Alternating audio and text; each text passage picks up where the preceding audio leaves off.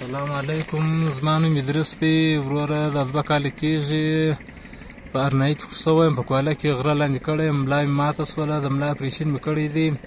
اوس مې پښې کار نه کوي، اوس مې پښو کار پرېښی دی. اوس ډاکټرانو ته وایي چې ته برته دوم اپرېشن کوې، چې په ملا کې دا راډونه دي، دا راډو کې رګونه داسې نیولي دي، ته برته دوم اپرېشن کوې.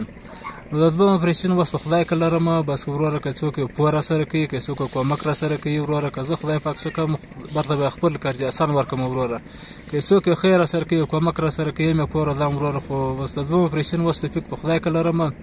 دا 2 کاله کېږي وروره. د بل محتاج یم، د بل محتاج یم وروره. په داسې کلي کې ګرځم وروره. اوس توفیق والله که د دوم اپرېشن لرمه. بس که څوک یو کومک دغه راسره کولی شي وروره، د خدای دپاره یو کومک راسره وکړي، زه به د دوم اپرېشن په وکړم وروره. ملګرو، دغه زموږ د خانوځۍ د اجرامت په کالونۍ کې دا سړی پروت دی. نو د کور د ګټې وچې خالي د دی دی، نو بچیان یې د کور یې دی، دغه دی په کوله کې خوش سوی دی.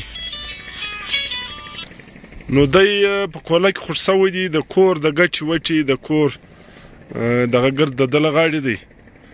د ده نوم ادریس دی. دی د خانوځۍ د رامت په مینه کې دی. دا د کالج د پولیټیکنیک کالج چې کوم روډ تر سوی دی. نو له ده سره یو احسان وکړئ، قرض حسنه ورسره وکړئ، که خیر و خیرات کوی سي هغه ورسره وکړئ. دی خوارکی اوس په دا ګاډۍ کې ناست دی.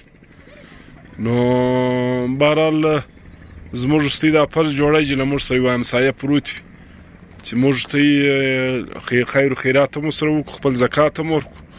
او د ده دا مطالبه د وروره وی که ګسې قرض حسنه راکړي، که خدای ماته دغه وس راکړي، زه به برته دغه ورکړم. نو له دا ادریس خان سره همت وکړي، د ګرد کلي علاقې والا د ده کور موږ در وښولی. دا د پولیټیکنیک کالج چې کومه لاره ده، د رامت چې کومه کالونۍ ده، دلته د ده کور دی، د نمبر به موږ ورکړو.